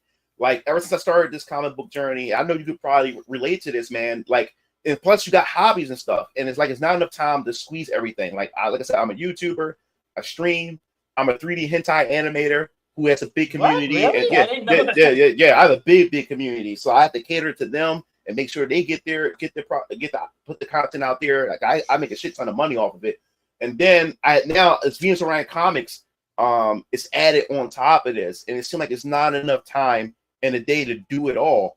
And as Venus Orion Comics, and I'm pretty sure when your comics and everything start to expand, you can't do it yourself. You want to start reaching out, having other people, because even with social media, even that's getting like a lot to do. I have my Mugen Lord social media, Venus Orion Comics social media. I have to post on both. I have Venus Orion Comics YouTube channel and Mugen TV YouTube channel, so I have to post separately, make separate content for that, and it causes burnout. It gets exhausting after a while. You know, it's a lot of work doing this stuff. Whole lot of work. And I have another question. All right, let's see. So as far as that, it says the crafting process. So what does your creative process look like? You know, are you so like do you and your writers or because I know for me, when it comes to my artist, she does the lettering, she does it all. So do you have your writers? You have I'm the writer. I'm the writer, then I have my penciler inker, who's my artist. But sometimes, like for example, with issue 1, he just really wanted to get started. And the first couple pages of my book, there's, for example, that spread you showed. He designed 2 of those characters. Technically, that artist, Adriana, who I mentioned earlier, co-designed one of those characters. So I would say he designed 1.5 of those characters. Point is, he did the final design. And then 4 of them, he was like, I don't feel like designing the other 4. So I hired a different artist because I wanted to make... keep things moving. So I hired another artist to design 4 of those characters. But then basically, for the most part, he designed the characters, my point. Right. Some exceptions. But he pencils, inks. Then I had a colorist. And then I had my letterer. And then I had an editor. And then my friend, who I mentioned earlier, who helped me with the science stuff and then also gave me feedback. So I had him as my assistant editor. And then for issue 2, it was pretty much the same, except the colorist couldn't make the deadlines. So the interiors, this covers are the same, but the interiors were different colors for issue 2. And then issue 3, we're back to the colorist from issue 1. Awesome. So I want to pick your brain. So as far as your characters, like how do you go through what's your process of coming up with characters? Like as far as it's varied over the years. It really has. So Galvanite, I changed his name many times. One of the times I said on stream, because I changed it from Lightning Lights to Lord Lightning, brought it up on a creative block. It was a stream. It was Phil Diaz, Rainy, Hyper Wizard, Narwhal. I said, I came up with my new character's name, Lord Lightning. Hyper Wizard hysterically laughs. The whole audience laughs. And I'm like, all right, I have to change my character's name. But so the Phoenix Senshi was a character I had come up with because I wanted a mentor character who fought during the war. And so I came up with her and I threw some ideas. Adriana, who was originally my artist, she had come up with some designs, but they weren't final. But 2 of the traits with her that stuck where there was like the little bit of red I don't know if she came with the belt, but the scar on her eye, that was from her, and the white. But then the final design of the sword that was brought together by Philip. But when it came to that, so the Phoenix Senshi is a very interesting. That came from a bunch of different characters. Funny enough, this is a weird one. I don't know if I've ever mentioned this. One of the things that I came up with is I wanted her to be. I was like, did she have superpowers? Does she not? And I'm like, all right, because I wanted her to be more martial arts. And I was like, well, she should still have superpowers. I'm like, all right, what if she's just basically enhanced in everything? She's stronger, faster, smart. So she's super good. And I'm like, she could basically fight unrealistically well in a way. So I'm like, that's basically it. So she's stronger, she's faster, she's got more agility, better senses. And I'm like, okay. One of the things that I thought of was like Kung Fury. Did you ever see that? Yeah, I said yeah. Or you like unrealistically like pick someone up. I was like, in a serious context, those powers are so cool. Yeah. And so I don't think I've ever mentioned this, even to my artist. Kung Fury was an inspiration for this character. Awesome. In the way so you see bits of her, she's pretty restrained because she's still dealing with this. The cover, by the way, so my issue 1 cover, like from the moment I was making this a comic, this is the cover I had in mind. Him holding the crystal, getting struck by lightning. But issue 2, I had a different idea. I'll tell you, my issue 2 cover was going to be her holding his shoulder and him holding the lightning like this, like ready to snap his fingers. It'll make sense when you read the issue. But I decided, after having worked 65 pages of them plus the cover and character designs, I decided, you know what? I had a huge list of potential cover ideas, including that one. And I go, stow it. And I go, all right, what's your cover idea? Here's what the issue is. And you read the script. And I go, well, first, we're probably going to have to design the training uniform. He goes, no need. And I'm like, what do you mean? He goes, no, I'm going to draw the cover first. I'm like, well, you need the training uniform. He goes, no, I don't, because here's what I'm going to do. I'm going to have the old version of him getting beaten up and her ready to cut him down with a sword. And I was like, what? Like, that's crazy. And he draws the thumbnail, and it was so cool. But I was like, oh my God, that's so brutal. And deep down, I knew like, because there's a part of you sometimes that knows right away, even if it's the back and forth. I was like, and I'm sending it to people. I'm like, is this too brutal? Is this one person's like, yeah, that's like, but I'm like, yeah, but it's so eye-catching. Yeah, but this cover, eye-catching, it does also make sense on a thematic level. She is killing that old version of him, so the new one can be. Wow. See, this is the thing. This was the cover that made me say, I'm gonna back. This would make me a believer. This would make me a backer. Like I said, I saw your first cover from your first issue. I said, yo, I'm gonna look into this. But when I discovered that you had Phenomenova 2 Kickstarter coming, and I saw this cover, I said, okay, I'm sold. Yeah, I'm sold. Sometimes this is what I mean. Like, so he took this is also, if anything, more intellectual than the cover I had, because this is not a literal moment from the script that has thematic weight. This is like a fully thematic one, but also more action. It's better in every way than what I had in mind. And then from every subsequent cover since for that issue, I let my artist take the lead. Philip came up with a cover for issue 3 that was beautiful, but I said it's not what I want for the cover for issue 3, and I said, hold that, we're going to save it for 4, I think. So I think I already might have the 4 cover thumbnail. That's awesome. Like, when it came to me, and because he came with 2 thumbnails, both of these, I said both of these are great covers. I don't want either of them for the issue 3, because I said for issue 3, I want the emphasis to be on these 4 characters in the center, because it's Phenomenova issue 3. Awesome. Because when it comes to me and the covers, like when it comes to like me trying to figure out like what do I want as far as my covers are concerned, it took me a bit of time to like brainstorm and stuff. But what I did was, like I said, I trust my artist and stuff, and my artist started having ideas, because she started like she loves manga and stuff like that, and she's like, man, I have so many ideas and approaches I want to do and stuff like that. So I always let her feed me what her thoughts is and stuff. So essentially, I pretty much came up. This is the funny part. I actually really only came up with cover with cover C. This was my idea, but she worked on cover A. She did cover A, cover A, and then cover B, and then cover D is the covers that was all her. It was no thought process in it. Only thing with cover D that I thought about, I said I wanted it to be like a full spread for cover D, where you open it up, it makes a full page, That's dope. I Yeah. consider doing one of those covers, I think, for the future. Yeah. And my goal is for all cover Ds is that I always leave like clues that foreshadows events either in the book or foreshadows future events. So I say after I read cover D, look for the clue on here that will tell you what you need to know. And I loved it because everybody was like once the people got the book in their hands and they read it, they said, "Oh my God, it was sitting right in front of my face the whole time." That was nice, Mugen Lord, that you did that. So yeah, so that's the goal for that. And then my store cover exclusive to the store and everything. Nice. Like I said, we love the whole anime and manga thing, so that's what he's going for. And like I said, all my books always have like a theme to it. All my inventory is always going to have some type of clue that you can be able to like see, like as you piece together my universe and stuff.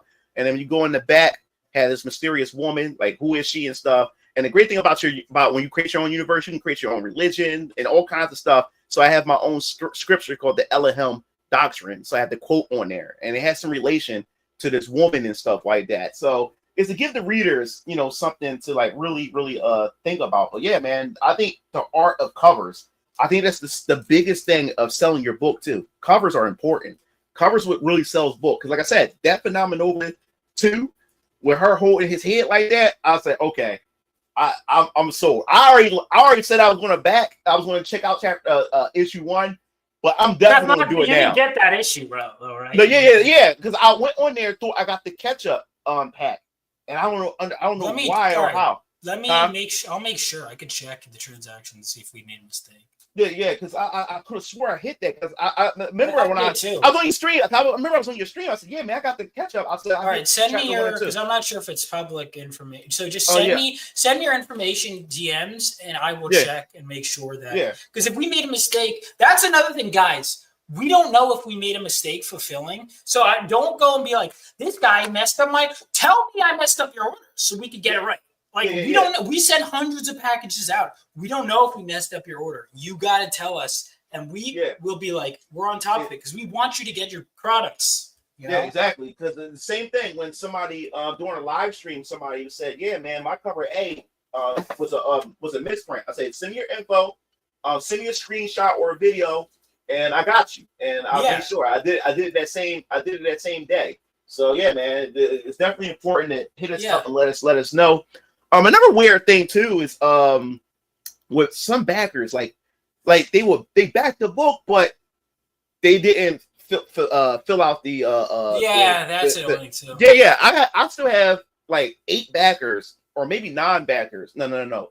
It's actually 12 backers who still have yet to get. I contacted them, they haven't replied to me. Somebody bought the was it the $200 bundle that comes with all the covers, it comes with the merchandise and everything. And they backed that, and I boxed it up, got it all together in a big box, and no reply.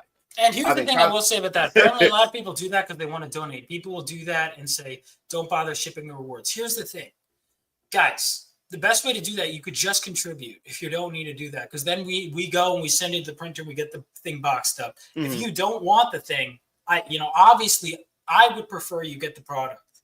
But if you really don't want it, don't back a tier. Just look at the tier and just back that amount.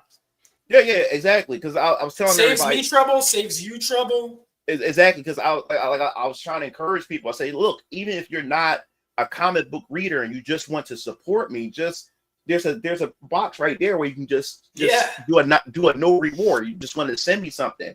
You don't have to go buy any of this, And that goes to kind of an overarching thing is no matter how many times you spell something out for us, there are going to be people that miss it. No matter how many, and that goes to no matter how many times you promote, people are going to miss your book. No, you're right about this. Yeah, you're right. Because the second your campaign closes, you're going to be here with a flood of messages. Yeah. Am I too late? Dude. Look, I'm glad you mentioned this, but let me answer this real quick. Landon says, Mugen, you got an exact summer date of development for chapter 2 of VK? I was discussing with my artist. There's some other things that needs to get done as far as like key art and many other things. So we may be starting development of chapter 2 in August, but we may be pushing it to September or whatever, because there's still some other things as far as chapter 2 that behind the scenes that needs to get that I want to fine tune as far as the art is concerned from her end and from the other things from my end as the creator and stuff like that. But if it's not August, we definitely going to do September with actual development and stuff. But yeah, to go back to this, oh yeah, I got a super chat from Swagger King. What's Vaughn top 3? Oh my God, this guy again. Top 3 sex positions. This dude. Hey, yo, speaking of the kinds of customers, by the way, that don't tell you when they don't get your book. Hi, MSK. I was like, hey, what did you think of my book? Oh, I didn't get it. You got to tell me that, dude. It's been months. And I've been on stream multiple times with him at this point for months. We regularly talk, and he's never mentioned that he didn't get the product from me that he paid for. And I'm like, how am I supposed to? Yeah. Like, how am I supposed to know, bro? Yeah, let me know like that. And as I said before, it's like I had to ask him. By the way, he didn't bring it up after months. I had to ask him, hey, what did you think? Oh, I didn't get it. Bro, can you tell me? Yeah. Why didn't you tell me that earlier? And then there's one backer who backed. I straight up lost money on MSK because I had to keep sending him stuff. So thank you for backing. I had to, but I gained money from going on his streams and stuff. But it was like, yeah, like bro, like I don't understand because like there's one backer who actually backed all 4 covers. I have it boxed up, still boxed up. Found them on Twitter. It's actually them and everything. They're on Twitter. I sent them a message saying, "Hey, are you the one who backed this?" And I have the person email address and stuff and everything. It all checked out. It's all clear. I said, "Yo, like I need. I'm missing your address. I need your address because it doesn't have an address. I can't ship it if there's no address." And the person replied back, "Say, yeah, that's me." I said, "Can you send me your address? I can make sure you get your book that you back." And all I had was seen. The person saw my message but never replied back. I'm like, how do you back this and then don't reply back for me to send you yourself? They just want to tell you. They want to tell you, you didn't give me a product. Help me help you. I got you know. Oh. Think of it like reparations since you're okay. Oh goodness, my people. Well, probably Vaughn Coleman's probably did. Dad's messaging. Yeah, one second. Yeah, no problem. 1 second. 1 sec. My daughter. There we go. No worries. All right. Yeah, it's There we go. Mm-hmm.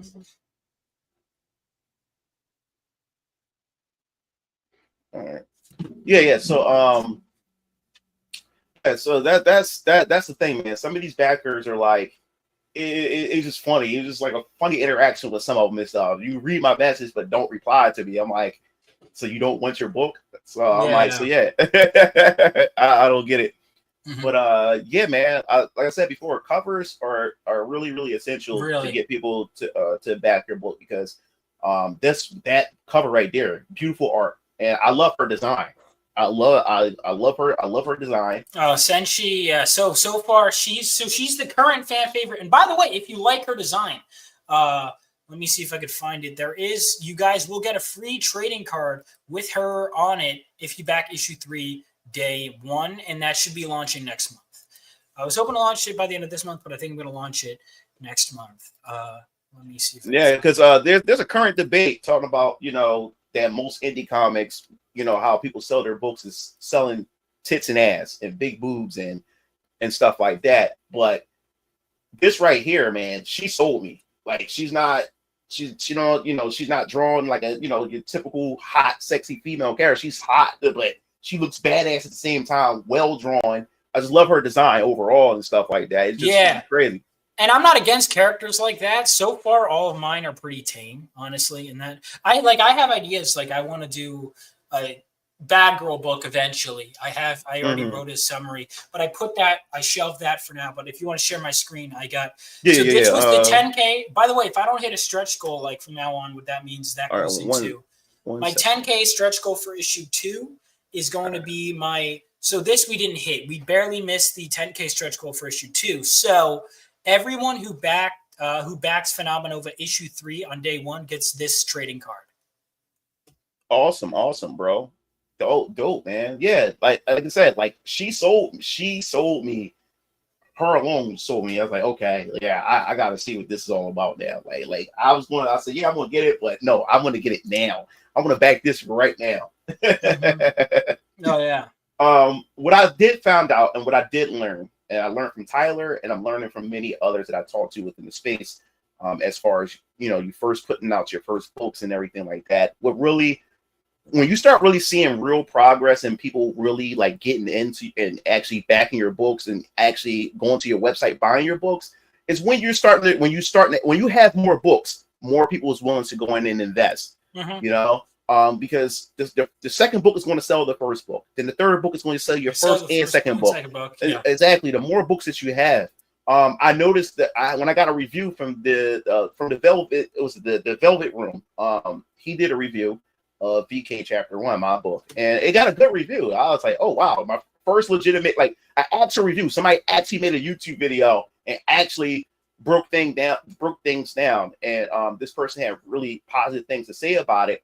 But he also suggested that, hey, if you're into like the anime style or you're into stories like this, definitely give it a read. But you also have to understand too, this is only one book so far. So if you're a person that's hesitant or whatever like that, I'll suggest you wait until more VK chapters come out, and then you go out there and purchase the book and buy them all, and all at one time and stuff like that. So that does make sense, because a lot of people don't know, like, you're indie. Sometimes people will back a book and there's no guarantee that a second book is coming at times. Anything can happen. And I stuff have a like that. track record with the second one was to reaffirm the track that the first one was the reaffirm my track record, not just in terms of hopefully quality, which everyone seems to like it, but in terms of, hey, I've done it once, I can do it again. Help me do it a third time. Yeah, man. So I'm learning that and stuff. So I'm saying to myself, man, I gotta get more books. I gotta get more books out there. But man, being independent, man, this stuff costs money. Like you can't. It doesn't grow on trees. Especially the method that I'm going for. Like the way I do my crowdfunding is not really crowdfunding. It's more so pre-order. Yeah, that was my first book, and a bit my second book. My third one's going to be like very much crowdfunding. Okay. So. Yeah. Me, I'm going to stick to just paying out of pocket and everything. Like I said, like crowdfunding, I just heard so many like scary stories of how people don't trust them and stuff, because I don't blame them and stuff like that and everything. But I would say this: me paying out of pocket, it did eliminate a lot of the other stress, and it also eliminate the other processes that I would have to do. Because I mean, I would have to have a bigger stretch goal.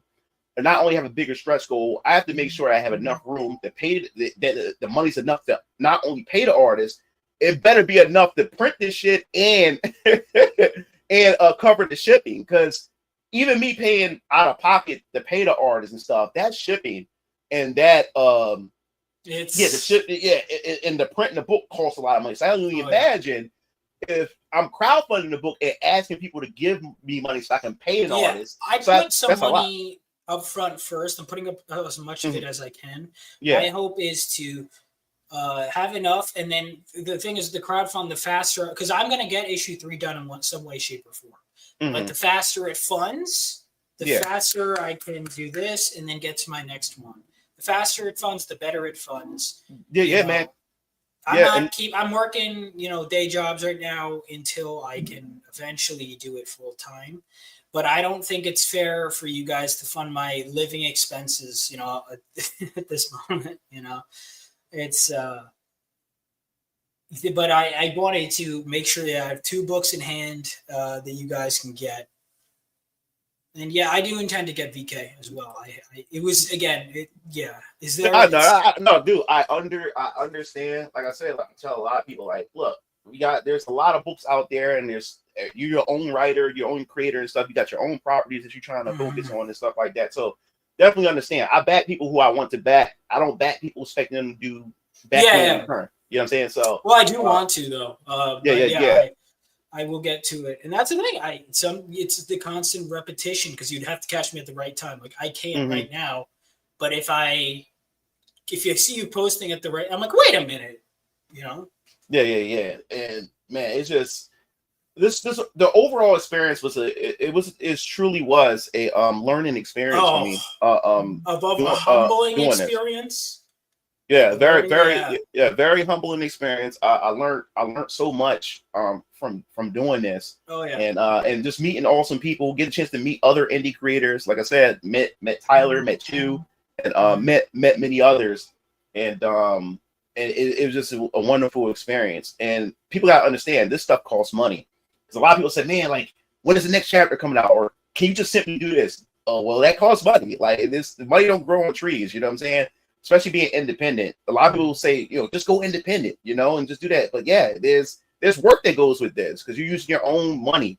You're taking the biggest risk. You know what I'm saying? And you have to actually take a lot of things under consideration when going into this. Sometimes it takes longer to release things because you're not being backed by a mega corporation and stuff like that. You have to rely on your funds, and hopefully your fans to come in and try to support any way they can, rather through like Patreon, or rather they go to your website to buy the book or buy merchandise, and stuff like that. It's not that simple. That's why chapter 2, 74 pages I'm going with, because I realized that, man, a lot of people, I think another reason why a lot of people didn't also really like say much about my book is because a lot of people I did talk to said, man, like, this one, it was awesome, but it's so short. It's only like 28 pages. Like, man, especially when the cliffhanger that it left on, and now people gotta wait for that next book.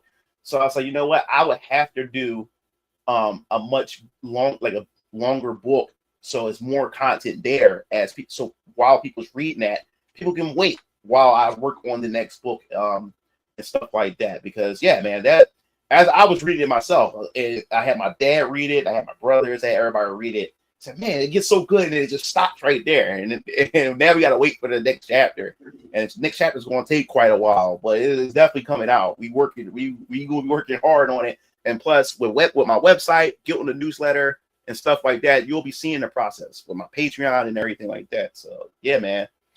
So what we got here? Yeah. So so what was your, like, as far as your comic book series Phenomenova? Is this just like a self-contained universe, or are you going to have other comics like other? I have plans. I mean, like those characters, the Crusader Corps. I want to do a prequel series with them. Had that literally the first day I'm shipping out, people are like, Phenomenova is cool. When are we getting a Crusader Corps series? My answer is when Phenomenova is big enough that I can guarantee. Right. Because I want to go big with that. I have plans to do spin-offs and prequels. I already have at least one that I'm going to start writing. I have plans for all kinds of spin-offs. I can tell you that I'm doing a short story collection with a friend. There is a short story that is going to be featuring an violent anti-hero character in the Phenomenova universe that I would love to bring into the comics, that I already have had designed. You're going to see the characters, some black and white art of the character in the book. So already there are plans of expansion, but my goal is to keep hitting with Phenomenova, and then eventually, kind of like what the X-Men did, like hit. Yeah. Oh, you want more? This can spin off here. This can spin. I want you guys, I want people kind of begging, but to get that. But yeah, I have bigger plans for this world. A lot of bigger plans, and a lot of potential for spin-offs. Not just within Phenomenova, but within the world. Right. Awesome. Oh man, that's dope, man. Like, and I think that's the wonders, man, of being a comic book creator, or just being a creative in general, man. You finally seen your work come to life, and now it's out there for people to enjoy and look at and stuff, and just the whole creative process, man. I just love creating worlds. I love creating characters, creating relationships with characters and everything.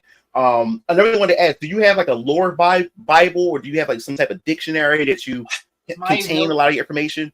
My notes are so scattered all over the place. I have them in Notability. I have them in a notebook. And I finally just had to be more concise. Like, again, time has been flying because I've been writing like a madman. I think 2 weeks ago, I was like, let me come up with a history of Phenomenova. Let me come up with a history of this villain. And I just wrote like a cohesive history, like at least, even if not super detailed. And then I have other notes to pull from and add to it.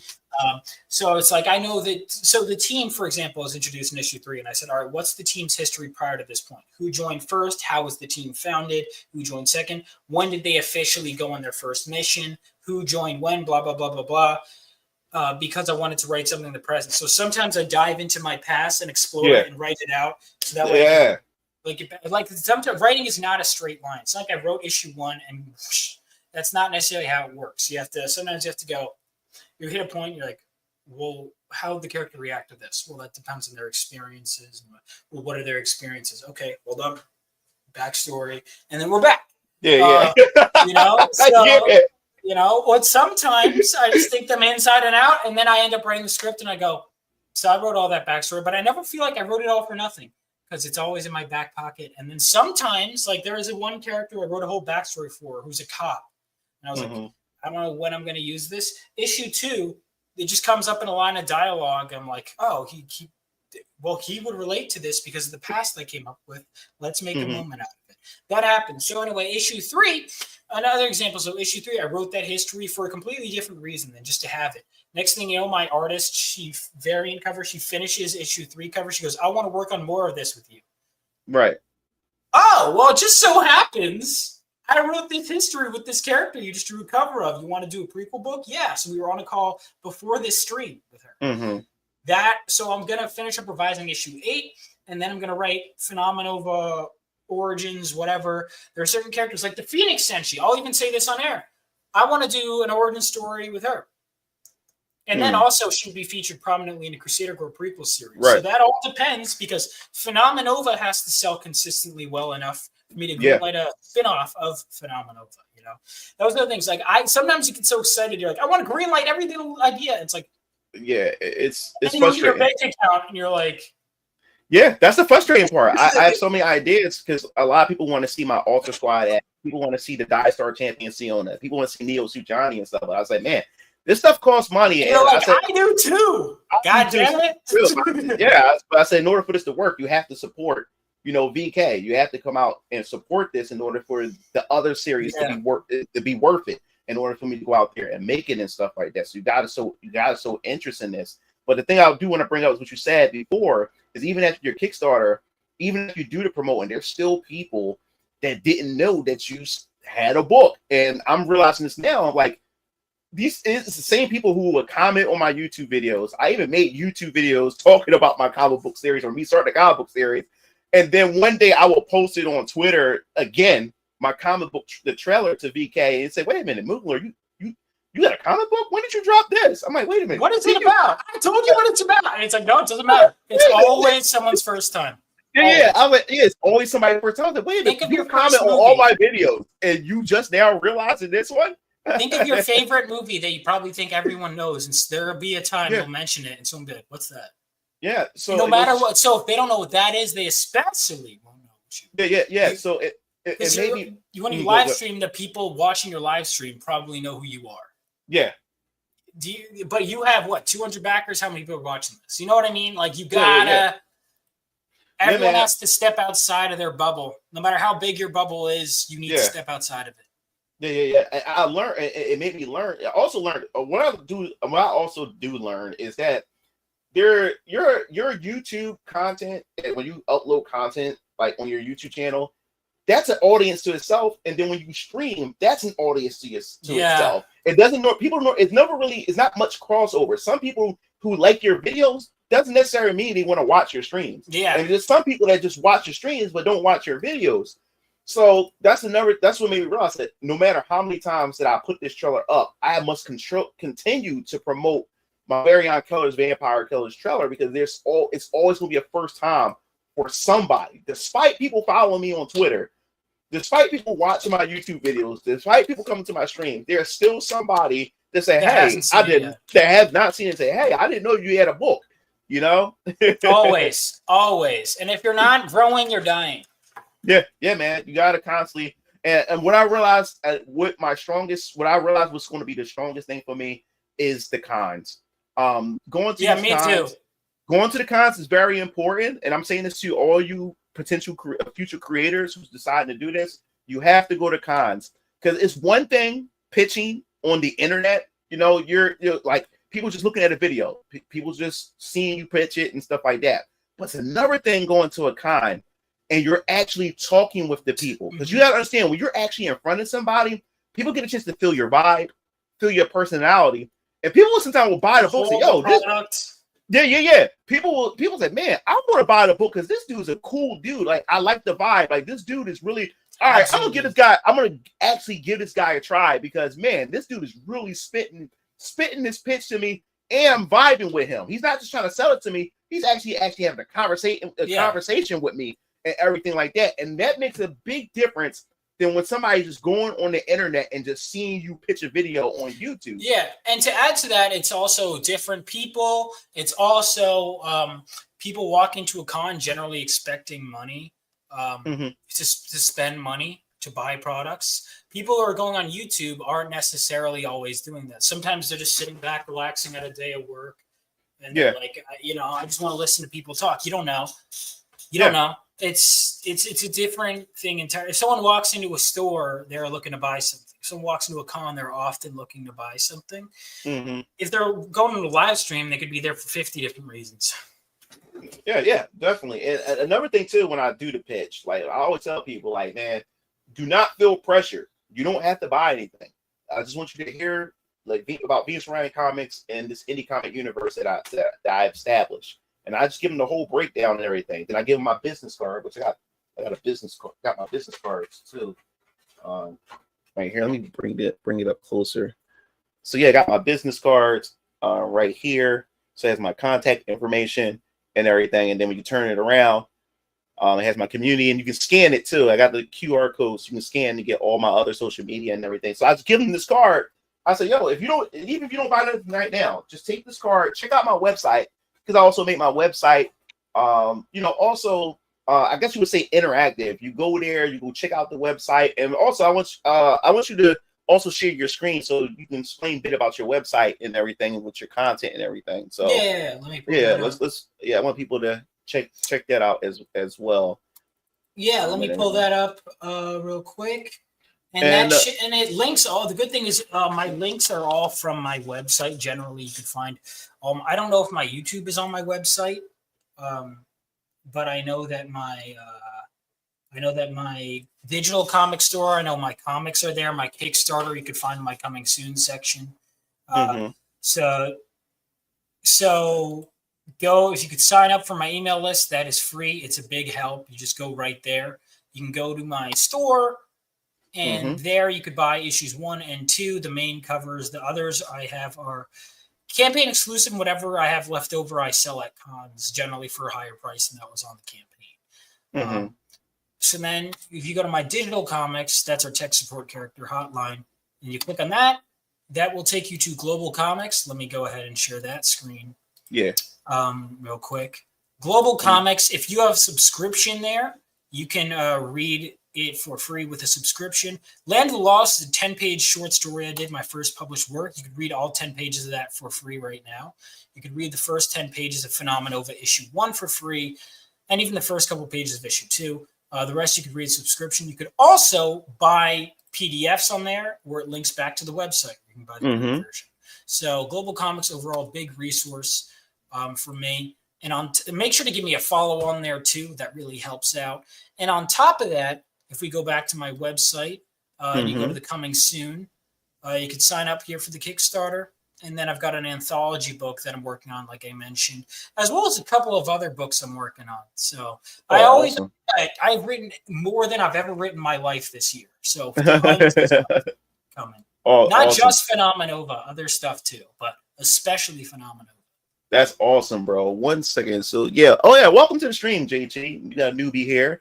And this I want on Twitter and stuff. I also have a short story. I want to post one of the short stories at least one of them I want to post online, like the subreddit for no sleep. It's pretty big.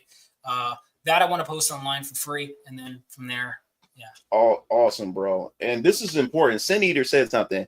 People are there to hang out. Find where was it? No, there you go. The best way is to just be excited about your own stuff. If the creator is not excited, then why should they? And exactly. When I went to Tyler's stream, everybody who I featured on said, dude, like, man, like you just went in, like you, like, dude, like your enthusiasm, your excitement about your universe, and that's the thing. You have to be excited about your own shit. You know what I'm saying? No one's gonna be excited if you're not. Exactly. You have to be excited about your own stuff, dude. when people ask me, I can go on all day about Venus Orion comics till you get sick of me. I can go on all day. I can talk about it all day because that's how much I love what I created. I love the world. I love the characters that I put together, and I want to share that with everybody and get people to be able to get invested in these characters and build relationship with these characters, as if they were real people and stuff like that. And I just think that's the awesome part when you are a creative and everything. And also, let me bring. And also, as I said before, when it comes to my oops, I brought the wrong tab up. Let me stop that. Let me bring this up. Click. There we go. So I guess that's the new option. Yeah. So yeah, even when it comes to my website, I always tell people that pay attention to the imagery of my website and everything, because there's always hints and clues and stuff. I think when you make thanks. It took me it took me a couple days to even make this website, to finalize it. Only a couple days. Yeah. It took me I kept erasing, I'm like, man, how like come on, like think of something. But yeah, it took me a couple days. It's better than mine, dude. And when you go to the news and updates as well, you get all the news and information and everything. Am I on your email list? Let me make sure to check out and stuff. Just let me see. Let me pull my Where do I sign up for the email list? I got you right now. Let me For suggestion, put that on somewhere on the front page. No, you're right. I actually left it. I actually forgot to put that. See what I mean? No matter how many things you put on there, like you have more stuff than I have on my website, and I'm like, wear this, And I don't mean to be like that, but it just goes to show you put everything on there, and you think I've covered every basis, and then there's always something that's. Yeah, I'll put the link in the chat. The what you call them, so you can go check that out. I'll post it again, and then I have my Paragons of Fate, and monthly I'll update. So these are. The first 8 characters that went up on the website when it launched last month, or these characters represent the first 8 characters represent each of the different comic book series. You got Hezekiah Draven, of course, from VK. You have Photonic from Ultra Squad X. You got Siona from Die Star Champion. You have Neo Sujani, Viper, Codename Viper. You have Faith Tanaka. You have the Great Samaritan, and you have Adrenaline. And I put a new marker because I just uploaded Detective Bertelli.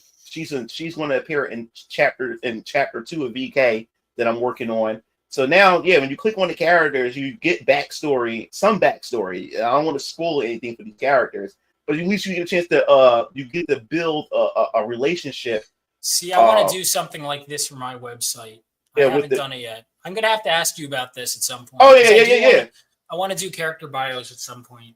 Most definitely. Yeah, you get all this stuff about my universe, even though some of these characters you won't even meet yet, or get their books are not even, their series not even out yet. You at least get a bit of background information of these characters, so you can theory craft. You can relate to the characters even more. So okay, now this character is not just a picture, not just an image. Now this character has some life to these characters now. So that's what I was going for when I put all this together and stuff. So my artist, like I said, she does all the artwork, but I did all the backdrops, this is together, dope, dude. And stuff for each of these characters. And the fact is that this is a shared universe with my characters and everything. So everybody's, eventually there's going to be some crossover where these characters are all going to meet up at some point. But I wanted to make it the first phase, which is phase 1, the foundation of my universe. I want each of these comic book series, like for the first arcs, to be self-contained, but you'll know where they fit in the timeline, because there will be some world building where you can find like, oh, this is happening while this is happening and stuff like that. But people can be able to dive in at any book for the first phase and don't have to worry about doing all this homework and trying to figure out what issue to pick up in order. So you'll be able to dive into this stuff and everything. So yeah, that's what I wanted to do for this website, is try to make it as interactive as possible and everything. This is to get great, dude. to get people to wipe the floor with my website. I have an email list on there, so I would. Yeah. So even though you have everything else. Yeah. I want to do the profiles at some point. Yeah. Do the profiles. I think that get even more people. People's already invested in what you're doing. but people now can always go to it. I told everybody who bought my book at the convention, who also on the newsletter that I met at the convention, say, yo, make sure you bookmark my website because I'll be updating it monthly. I'm always going to add some new things to it so even though a book is not out, you're still getting some lore in some type of way and getting to know characters and stuff like that. So yeah. That's what I've been doing with my shorts. And yeah, that's what I haven't been updating as much lately because I've been writing. Again, when you're doing more in one area, you don't have more in another. Yeah, man. It's a lot of work. It's a lot of work, bro. It's a whole lot of work putting this stuff together and trying to do everything at one time. You're only one person and stuff. That's why I know once this does get successful and everything, I'm going to start hiring people to handle my social media. Yeah, I'm going to hire people to handle my social media. I can't be scrolling all the time. I'm good at it. I'm good at the marketing, but I'm good at other things, and there's other things I'd rather be doing sometimes. Yeah, man. I'll never be on social media, but I'm with you on that, pal. There's stuff where it's like, if I could just have someone else just do blasting out. Yeah. I want to just focus on just putting this story together and going and even go to my YouTube channel and share this stuff on the YouTube channel and stuff. But I can't do everything at once. So I'm eventually going to hire somebody to handle my social media. Eventually had somebody handle my Patreon and handle the Discords and stuff like that. So I can just focus on writing these stories and creating the content for not only my backers but potential fans of my universe and stuff. So yeah, man. So it's a whole lot to this whole thing. I just love it, man. This stuff is awesome and everything, and definitely looking forward to see what you got in store for your issue 3. Issue 3. Yeah, issue 3 is like my best so far, and I hope to keep growing and growing. And issues 1 and 2 are available to buy now. Yeah, so yeah, I'm definitely once I get to issue 1, I'm definitely going to read it. I had to get this cover. This cover too is awesome, man. Yeah, Mel killed it. Send me your email or send me your stuff, and I'll make sure that if you got the physical and it was a mistake on my end, if not, get it whenever you can. Yeah, man. I really appreciate it, but yeah, we want to wrap things up. And everything, and just let everybody know what you have coming up next in terms of maybe YouTube and stuff like that. Issue 3 is good. I've got 2 conventions this month. I've got Garden State Comic Fest, and I've got Garden State Comic Fest and Heroes Con. I'm going. And where does that? Cons. Garden State Comic Fest is New Jersey, and Heroes Con is in Charlotte, North Carolina. Oh, okay, so, awesome. Yeah, it's gonna be fun. Yeah. I'm going to be at I'm going to be at Liberty Comic Con. That's in King of Prussia. That's in King of Prussia. So I'll be there in August, and then I have 2 more coming up in the fall. I have to get back with my brothers because my brothers and them, they go to cons with their t-shirt business, so they sell their custom designs and stuff like that. So they handle all the listings and stuff. But hopefully, man, we can one day bump into each other. I mean, I live in Philadelphia. So I'm gonna try to hit those jerseys. Me too. Because I tried to hit a couple of them, but it was by the time I found out about them, it was already too late. Yeah, it's getting focused on everything all at once is tough. Yeah. But yeah, you can sign my email list. Check out my Global Comics. Check out my Kickstarter. My Kickstarter, I think I am at 90. What am I at? 99 sign up. So if anyone wants 100, awesome. Thank you. You brought me to 100. Yeah, there's going to be a Kickstarter exclusive cover. So even if you're like, I'm going to buy it back on Fund My Comic, which will be on there first, there will also be a Kickstarter cover. So there's plenty of reasons. I think Sin Eater said, "What is this Twitch handle?" Twix. Twix. Twix. I think. My Twitter. Twix. Vaughn M. Coleman is my Twitter, and then my YouTube is just my name, Vaughn Coleman. I make lots of shorts. I do live streams. I'm trying to do more videos as well, but there's only so much time in it. Yeah, man. That's what gets me frustrated, man. It's videos. There's so much I want to do. It's like it's just. If there were 10 me. Exactly.